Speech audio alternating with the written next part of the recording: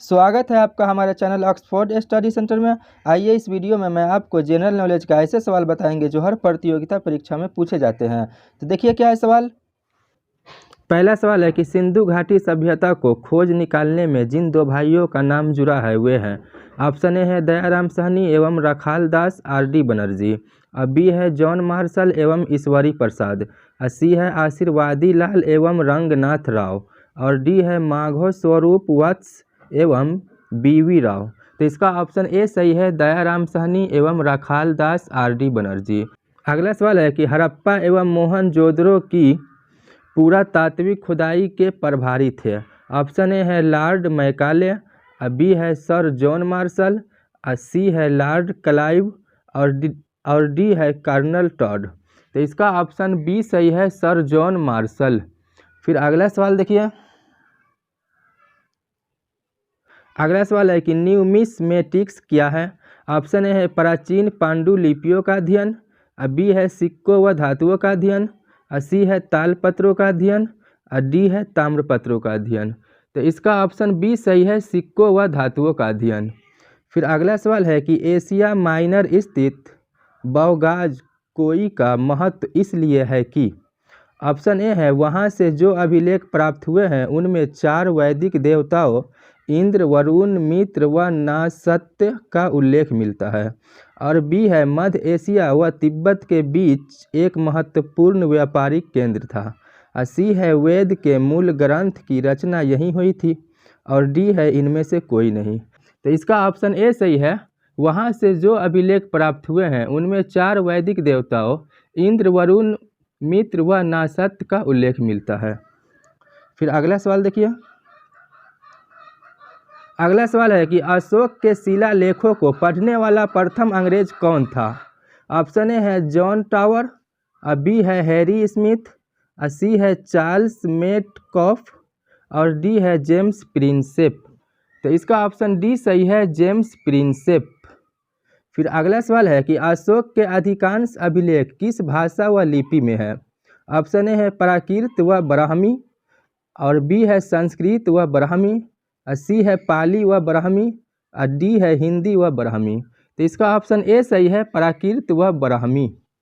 फिर अगला सवाल है कहाँ से अशोक के द्विभाषाई ग्रीक एवं आरमाइक अभिलेख प्राप्त हुए हैं। ऑप्शन ए है सर ए कुना कंधार, बी है मनसेहरा, सी है कालसी, और डी है कलिंग। तो इसका ऑप्शन ए सही है, सर ए कुना कंधार। फिर अगला सवाल देखिए। अगला सवाल है कि अशोक के मनसेहरा जो अभी पाकिस्तान में पड़ रहा है एवं शहबाज गढ़ी ये भी पाकिस्तान में ही है से प्राप्त शिलालेखों में किस लिपि का प्रयोग किया गया है। ऑप्शन ए है खरोष्ठी, बी है संस्कृत, सी है तमिल, और डी है यूनानी। तो इसका ऑप्शन ए सही है, खरोष्ठी। फिर अगला सवाल है प्राचीन भारत में कौन सी एक लिपि दाईं से बाईं ओर लिखी जाती थी।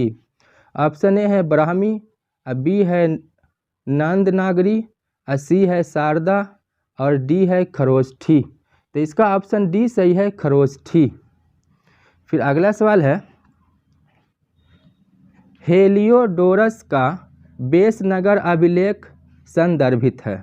ऑप्शन ए है संकर्षण तथा वासुदेव से, बी है संकर्षण तथा परधुम्न से, और सी है संकर्षण परधुम्न तथा वासुदेव से, और डी है केवल वासुदेव से।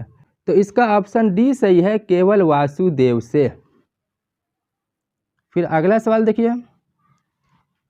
अगला सवाल है कि निम्नलिखित में से कौन सा अभिलेख कलिंग नरेश खारवेल से संबंधित है। ऑप्शन ए है हाथी गुम्फा, बी है जूनागढ़, और सी है नानाघाट, और डी है नासिक। तो इसका ऑप्शन ए सही है, हाथी गुम्फा। फिर अगला सवाल है सर्वप्रथम भारत में विशुद्ध संस्कृत भाषा में लंबा अभिलेख किस राजा द्वारा जारी किया गया। ऑप्शन ए है यवन राजा मिनार्डर द्वारा, और बी है शक क्षत्रप रुद्र दमन द्वारा, और सी है पार्थव राजा गोंदो फिरनिस द्वारा, और डी है कुषाण राजा कनिष्क द्वारा। तो इसका ऑप्शन बी सही है, शक, क्षत्रप, रुद्र, दमन द्वारा। फिर अगला सवाल है, काव्य शैली का प्राचीनतम नमूना किसके अभिलेख में मिलता है? ऑप्शन ए है रुद्र दमन के, बी है अशोक के, सी है राजेंद्र प्रथम के, डी है इनमें से कोई नहीं। तो इसका ऑप्शन ए सही है, रुद्र दमन। फिर अगला सवाल है कि निम्नलिखित में से किस अभिलेख में चंद्रगुप्त मौर्य और अशोक दोनों का उल्लेख किया गया है? ऑप्शन ए है गौतमी पुत्र सातकर्णी का नासिक अभिलेख, और बी है महाक्षत्रप रुद्रदमन का जूनागढ़ अभिलेख, सी है अशोक का गिरनार अभिलेख, और डी है स्कंदगुप्त का जूनागढ़ अभिलेख। तो इसका ऑप्शन बी सही है, महाक्षत्रप रुद्रदमन का जूनागढ़ अभिलेख। फिर अगला सवाल है, समुद्रगुप्त की सैनिक उपलब्धियों का वर्णन उसके किस अभिलेख में उपलब्ध है? ऑप्शन ए है एरन के, बी है गया के, सी है नालंदा के, डी है प्रयाग के। तो इसका ऑप्शन डी सही है, प्रयाग के। अगला सवाल है कि प्रयाग प्रशस्ति अभिलेख का लेखक हरिसेन किस शासक का दरबारी कवि था? ऑप्शन ए है समुद्रगुप्त, बी है अशोक, सी है कनिष्क, डी है चंद्रगुप्त द्वितीय। तो इसका ऑप्शन ए सही है, समुद्रगुप्त। अगला सवाल है कि मेहरौली जो दिल्ली में स्थित है, तो मेहरौली स्थित लौह स्तंभ का निर्माण किस सदी में हुआ? ऑप्शन ए है द्वितीय सदी में, बी है तृतीय सदी में, सी है चतुर्थ सदी में, और डी है सप्तम सदी में। तो इसका ऑप्शन सी सही है, चतुर्थ सदी में। फिर अगला सवाल देखिए, अगला सवाल है कि दिल्ली के मेहरौली के कुव्वत उल इस्लाम मस्जिद के प्रांगण में स्थित प्रसिद्ध लौह स्तंभ किसकी स्मृति में है? ऑप्शन ए है अशोक, बी है चंद्र, सी है हर्ष, और डी है अनंगपाल। तो इसका ऑप्शन बी सही है, चंद्र। फिर अगला सवाल है कि सती प्रथा का पहला पुरातात्विक उल्लेख कहाँ मिलता है? ऑप्शन ए है भीतरगांव लेख से, बी है बिलसड स्तंभ लेख से, सी है एरन अभिलेख से, डी है भीतरी स्तंभ लेख से। तो इसका ऑप्शन सी सही है, एरन अभिलेख से।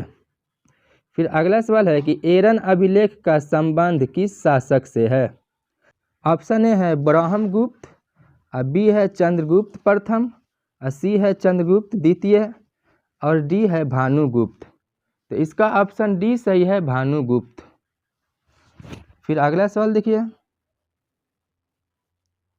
अगला सवाल है कि ऐहोल प्रशस्ति का रचयिता रविकृति किस चालुक्य शासक का दरबारी कवि था? ऑप्शन ए है पुलकेशिन प्रथम, बी है पुलकेशिन द्वितीय, सी है विक्रमादित्य प्रथम, और डी है विक्रमादित्य द्वितीय। तो इसका ऑप्शन बी सही है, पुलकेशिन द्वितीय। फिर अगला सवाल है कि हर्ष एवं पुलकेशिन द्वितीय के मध्य हुए संघर्ष की जानकारी कहाँ से मिलती है? ऑप्शन ए है ऐहोल अभिलेख से, बी है बंसखेड़ा अभिलेख से, सी है हाथी गुम्फा अभिलेख से, डी है हुएन तिसांग के वर्णन से। तो इसका ऑप्शन ए सही है, ऐहोल अभिलेख से। फिर अगला सवाल देखिए, अगला सवाल है कि कवि कालिदास के नाम का उल्लेख किस लेख में हुआ है?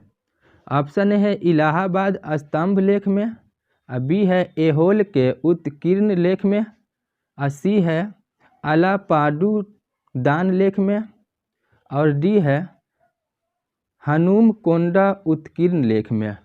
तो इसका ऑप्शन बी सही है, ऐहोल के उत्कीर्ण लेख में। अगला सवाल है कि अभिलेखों को ऐतिहासिक प्रकथन के साथ प्रारंभ करने की परंपरा का सूत्रपात किसने किया? ऑप्शन ए है परांतक प्रथम, बी है राजराजा प्रथम, सी है राजेंद्र प्रथम, डी है इनमें से कोई नहीं। तो इसका ऑप्शन बी सही है, राजराजा प्रथम। फिर अगला सवाल देखिए, अगला सवाल है कि कहाँ से प्राप्त अभिलेख में महासभा की कार्यप्रणाली के विषय में विस्तृत जानकारी मिलती है। ऑप्शन है उत्तर मेरूर, बी है तंजौर, सी है मणिमंगलम, डी है इनमें से कोई नहीं। तो इसका ऑप्शन ए सही है, उत्तर मेरूर। अगला सवाल है कि भारत में सिक्कों का प्रचलन कब आरंभ हुआ। ऑप्शन ए है 600 ईसा पूर्व में, बी है 300 ईसा पूर्व में, सी है कनिष्क के शासनकाल में, डी है हर्षवर्धन के शासनकाल में। तो इसका ऑप्शन ए सही है, 600 ईसा पूर्व में। फिर अगला सवाल देखिए। अगला सवाल है कि भारत में प्राचीनतम मुद्रा माना जाता है। ऑप्शन ए है आहत सिक्के, बी है इंडो बैक्टीरियन सिक्के, सी है सीथियन सिक्के, और डी है पार्थियन सिक्के। तो इसका ऑप्शन ए सही है, आहत सिक्के। फिर अगला सवाल है कि भारत में सर्वप्रथम स्वर्ण मुद्राएं किसने चलाई। ऑप्शन ए है कुषाण, बी है इंडो बैक्टीरियन, सी है शक, और डी है गुप्त। तो इसका ऑप्शन बी सही है, इंडो बैक्टीरियन। फिर अगला सवाल है कि निम्नलिखित में से किसने सोने के सर्वाधिक शुद्ध सिक्के जारी किए। ऑप्शन ए है कुषाण, बी है इंडो बैक्टीरियन, सी है शक, और डी है गुप्त। तो इसका ऑप्शन ए सही है, कुषाण। फिर अगला सवाल देखिए। अगला सवाल है कि सातवाहनों के समय में मुद्रा सर्वाधिक किस धातु के बने। ऑप्शन ए है सीसा, और बी है प्लेटिन, और सी है तांबा, और डी है स्वर्ण। तो इसका ऑप्शन ए सही है, सीसा। फिर अगला सवाल है कि निम्नलिखित में किसने बड़े पैमाने पर स्वर्ण मुद्राएं चलाई थी। ऑप्शन ए है ग्रीक वासियों ने, बी है मौर्यों ने, सी है कुषाण शासकों ने, और डी है शुंगों ने। तो इसका ऑप्शन सी सही है, कुषाण शासकों ने। उम्मीद करता हूँ कि आप लोगों को ये वीडियो अच्छा लगा होगा। अगर वीडियो अच्छा लगा है तो वीडियो को लाइक कर दीजिए, चैनल पर पहली बार है तो चैनल को भी सब्सक्राइब कर दीजिए।